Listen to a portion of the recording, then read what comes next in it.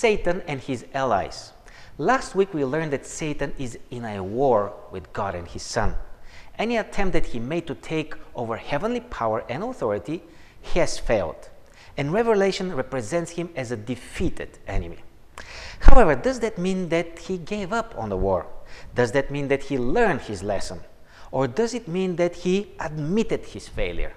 Unfortunately, the answer is no to all these three questions. And we see him this week coming even stronger, bringing two powerful allies with him. After building up the context and revealing things around the development of the conflict between Satan and God, in chapter 13 of the book of Revelation, God shows two other players described as beasts coming from different places and with special characteristics.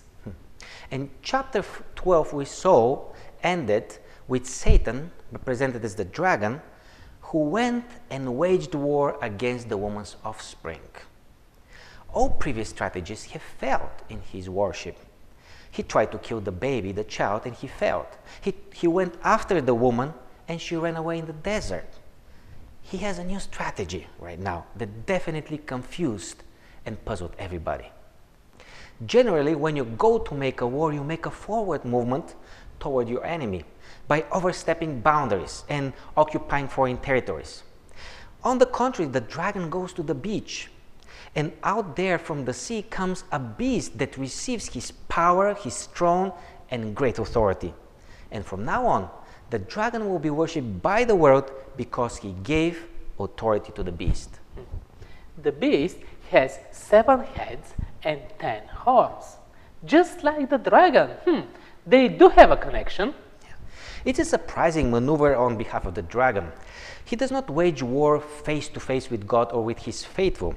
He goes and he creates a power that will make the whole world filled with wonder and follow the beast, according to Revelation. And what follows next is that the whole world worships the beast and is in awe of his power. And they say, "Who is like the beast?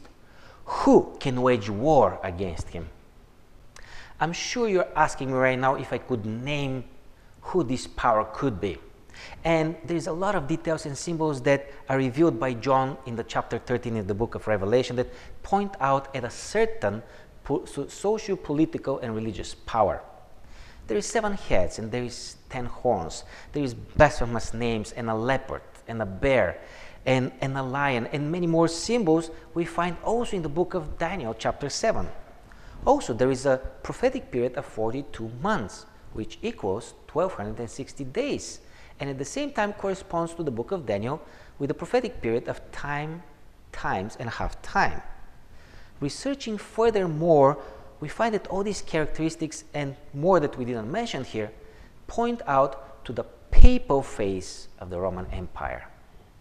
It's a challenge to make sense of all this symbolic language, but following the principle that the Bible explains itself and referencing these symbols, things are falling into place.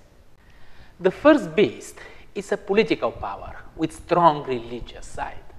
It comes from the sea, which are people, multitudes, nations, and tongues, coming after the fall of pagan Rome.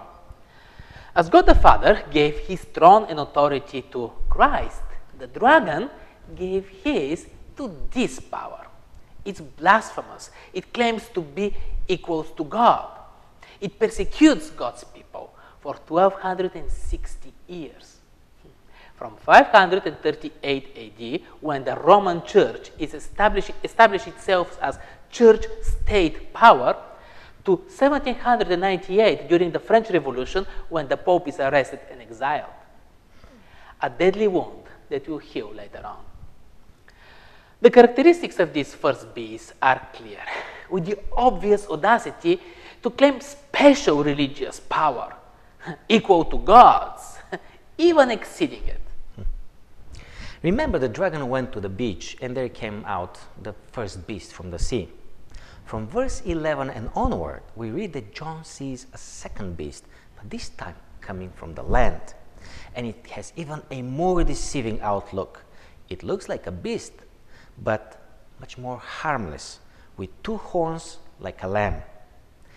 Things are not what they seem to be. Events and faces are not what they represent themselves to be. There is a lot going on behind the scenes that is purposefully not revealed. And this is exactly the new strategy of the dragon.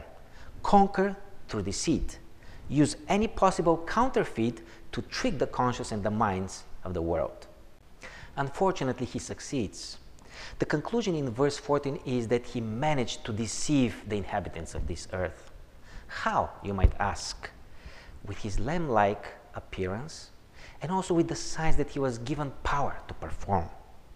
There is a progression in camouflaging that seems to be working very well for the dragon. However, just for a while. The first beast had been already mortally wounded.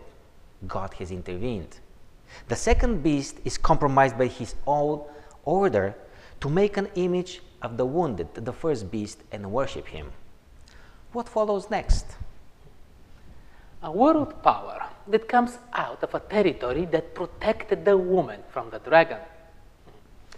The lesson cites Ellen White.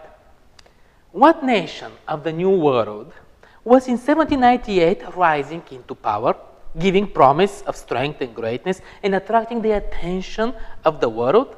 The application of the symbol admits of no question. One nation and only one meets the specifications of this prophecy. It points unmistakably to the United States of America. I love America and the great opportunities and principles on which it's founded. But things are changing. And we don't know how, nor when exactly, but these two powers, they are playing together.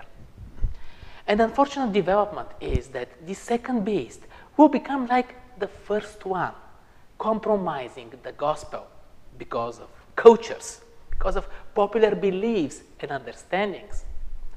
And it will enforce its dogmas through civil power. The whole war that we're talking about in Revelation is about worship. God is being worshipped daily in his throne room. The dragon demands worship also and wages war if he can just only earn this privilege too. His two allies, represented by the two beasts, which by the way form sort of a trinity, a counterfeit of God's trinity, they also demand a worship. Mainly they get it through force or deceitful teachings and philosophies. Who do I choose to worship is the dilemma in the book of Revelation.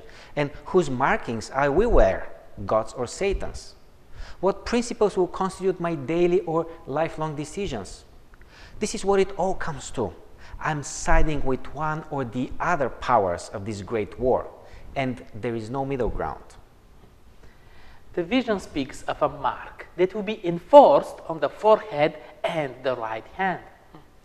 This is not a physical mark. It's about a mindset and behavior. If you don't adopt the imposed understandings, beliefs, and practices, well, you are in trouble.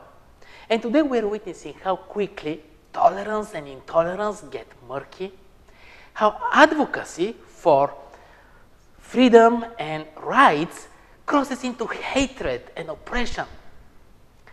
At the end, it's a question of allegiance, either to God or to Satan and his allies, with their fabricated systems.